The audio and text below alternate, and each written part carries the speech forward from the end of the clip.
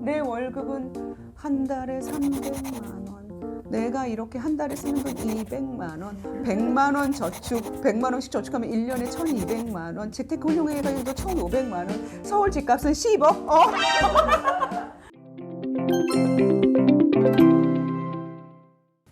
안녕하세요. 언니가 털어줄게. 박언니? 사인입니다. 아주 오늘 독특한 사연이 들어왔네요. 네. 어떤 사연인가요? 네, 돈에 대한 사연인데요. 다원이 안녕하세요. 직장 2년차 25살 여성입니다. 다들 저축을 해야 한다고 하니 저도 입사 이후로 꾸준히 월급의 절반 가까운 금액을 저축하고 있어요. 근데 그러려면 당장 보고 싶은 뮤지컬, 사고 싶은 옷 등 꽤 많은 것을 참아야 합니다. 그러다 보면 자주 아니 내가 왜 이렇게 돈을 모아야 되지? 이렇게 모으는 게 의미가 있긴 해? 라는 의문이 들어요. 주변을 둘러보면 보통 내 집 마련을 목표로 돈을 모으는 것 같은데 이렇게 티끌 같은 돈을 모은다고 과연 집을 살 수 있을까? 현실적으로 그게 가능한 걸까? 차라리 당장 행복을 얻을 수 있는 곳에 돈을 쓰는 게 낫지 않을까 싶어서 한타옵니다. 박언니는 사회 초년생 때부터 성실히 저축하셨나요? 너무 큰 목표는 막연하게 느껴지는 전 무엇을 목표로 돈을 모아야 할까요? 라는 사연입니다. 네. 제가 이 사연을 보고 상담을 할까 말까 고민을 했어요. 왜냐하면 저는 돈이 인생의 1순위였던 적이 한 번도 없었던 사람이에요. 당연히 재테크 성공한 적이 없고요. 또 관심이 없으니까. 자, 지금 만약에 나는 인생의 1순위가 돈이다 하시는 분들은 제 얘기를 안 들으셔도 되겠습니다. 그런 분들은 경제 채널이나 재테크 채널을 보러 가셔도 됩니다. 이 사연에 있어서만큼은. 그런데 돈이 인생의 2.5, 3순위 정도 되시는 분들은 이제 계속 지금부터 저의 조언을 시청하셔도 되겠습니다. 유리 씨는 어떠세요? 듣고 싶어져요? 저요? 네. 아니면 재테크 채널로 지금 일어나시든가. 둘 다 보겠습니다. 이제 돈에 대한 관점은 일종의 성격만큼 굉장히 사람마다 달라요. 돈을 굉장히 중요하게 생각하는 사람이 실제로 있고요. 회사에서도 항상 일정 시간을 돈에 대해서 계속 연구하고 있는 사람들 있습니다. 계속 주식 보고 있고 막 그 휴일이면 임장 다니고 이런 사람들 있습니다. 있지만 돈에 대해서 이렇게 좀 초연할 사람들 그것도 아무리 옆에서 그런 얘기를 듣고 나 혼자 이렇게 그 돈 못 번 것 같아서 억울함에도 불구하고 실천을 못 해요. 왜냐면 거기에 열정이 쏟아지지가 않는 거야. 오죽하면은 경제책은 제가 리뷰도 안 하잖아요. 어디가 읽어봤어 해서. 이분도 내가 보니까 그런데 돈이 1순위 아니야, 이분도. 그래서 제가 이제 한번 저의 관점에서 조언을 해드리려고 합니다. 이 사연을 듣다 보니까 지난 몇 년, 작년은 아니지만 간에 집값 상승이 20대들의 가치관에도 굉장히 부정적인 영향을 미쳤다라는 생각이 드네요.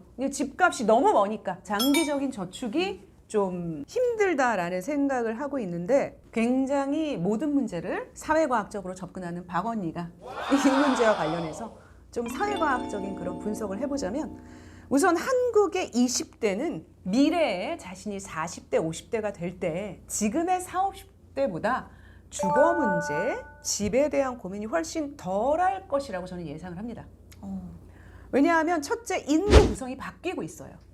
그래서 베이비붐 세대가 20년 정도 후가 되면은 다 은퇴해요. 삶에서 이렇게 일을 하지 않고 있으면은 서울과 가까운 곳에 굳이 살 필요가 없어요. 또 한 군데서만 모여가지고 서울의 큰 빌딩에 모여가지고 이렇게 일을 해야 돼. 그런 필요성도 점점 줄어들고 있잖아요. 굳이 서울의 초중심에 시청 가까운 곳에 있지 않아도 충분히 업무가 가능한 그런 시스템으로 바뀌고 있기 때문에 장기적으로 보면 20대가 이제 그 노후를 좀 고민해야 될 그런 시기가 되면 지금보다 이 집값의 문제는 심각하지 않을 것이다 라고 예상을 하고요. 모르겠어요. 재테크 채널에서 딴소리를 할지.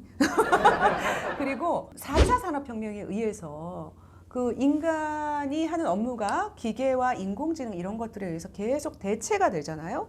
계속 대체가 된다라고 하는 것은 인간이 이제 긴 삶 속에서 삶의 의미를 돈을 버는 일 이외의 것에 의해서 찾아야 될 가능성이 점점 높아진다는 거예요. 그게 인생 전체가 아니라 인생의 어떤 시기라 할지라도 이제는 인간이 돈을 버는 그 일에만 매달리지 않고 그 외에 다양한 방식으로 사회적 기여를 하는 업무를 할 수밖에 없는 그런 상황으로 갈 수 있다라는 거예요. 저는 그때가 되면 주거가 이제 어떤 수혜적인 복지라기보다는 그 사람들의 삶을 안정시키기 위한 사회 필수 안전망의 관점에서 바라보게 될 거라고 생각을 해요. 그렇기 때문에 이제 장기적으로 보면 20대들이 부모 세대의 집에 대한 스트레스를 본인의 일이라고 생각할 필요가 없지 않나 라는 그런 생각을 갖고 있어요.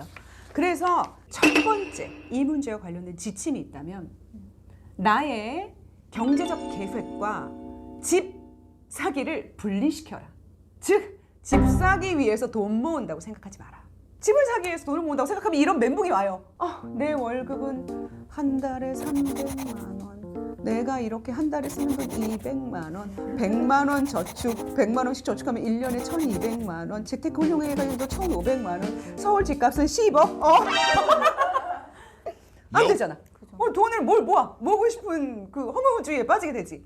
그런 생각을 하지 말고 분리하세요. 내가 돈을 모으는 목표가 집 때문이다. 이 생각을 버려. 집 때문에 돈을 모으는 게 아니야. 자, 그럼 두 번째 지침은 뭐냐? 장기적인 계획을 위한 저축과 단기적인 지금의 내 삶을 위한 저축을 분리시켜라. 왜냐하면 집을 사지 않아도 장기적인 텀에서의 저축은 반드시 필요해요.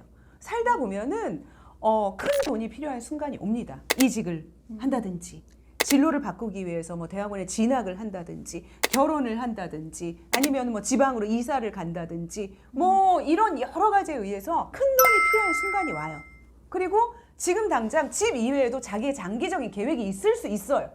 그거를 위해서 월급의 일정 비율은 장기적으로 저축을 하고 재테크 채널을 안 보면 안 돼요. 재테크 저처럼 안 보지 마시고 보시고 그 장기적인 계획에서 그 돈을 어떻게 잘 굴려나갈 것인가 고민을 하셔야 돼요. 그런데 그렇게 장기적인 저축만 하면 문제가 뭐냐? 장기적인 계획을 세울 자기 발견을 하는데 쓸 돈이 없어. 전부 저축만 하고 있으면. 지금 장기적인 저축을 왜 하는 거야? 언젠가 내 삶이 장기적으로 더 잘 살길 바라서 장기적 저축을 하는 거잖아. 근데 전부 남는 돈은 장기 저축에 쏟아부고 있으면 지금의 나는 나를 발견할 시간이 없는 거야. 지금 20, 30대 얼마나 중요한데 20대가 나를 발견해야 되잖아. 뮤지컬도 봐야지. 여행도 가야지. 옷도 사 입어야지. 그래야지 자기 자신과 계속 만나는 시간들을 만들어갈 수 있잖아요. 그러니까 비율을 정하는 게 좋겠다. 월급의 어느 비율을 장기적으로 저축을 하고 또 어느 정도는 또 나를 위해서 또 쓰는 그런 비율을 정해놓고 돈을 사고하면 좋지 않을까 그런 생각이 드네요. 저 같은 경우에는 장기 저축을 하고 비상금 통장 같은 거 하나 만들어요. 그래서 거기에 일정 돈을 좀 모아요. 조금씩 모아놓고 그리고 나서 그거를 내가 정말 하고 싶은 일이 있다. 나를 위해서 쓰고 싶은 일이 있다. 그 돈을 갖다 써요. 제가 이 유튜브도 1000만 원은 딱 묻어놓고 시작했잖아요. 문제는 그 1000만 원을 다 쓰고 또 1000만 원을 또 쓰고 또 아직도 돈을 못 벌고 있다는 게 문제긴 한데 근데 저는 그런 생각이 들어요. 제가 재테크에 성공하거나 또는 돈을 많이 모으지는 못했지만 내가 소중한 돈을 어디다 쓰고 싶은지는 알고 있는 사람이다 나는. 그리고 내가 유튜브에 충분히 기꺼이 명품백은 안 사도 유튜브에는 1000만 원을 쓸 수 있구나 라는 거를 내가 알고 있잖아. 내가 그거 알고 있는 게 더 중요하지 않아요?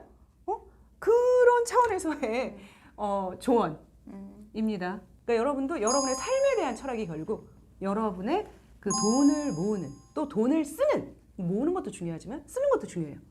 쓰는 그런 그 사고의 출발이 되지 않을까 그런 생각을 해봅니다.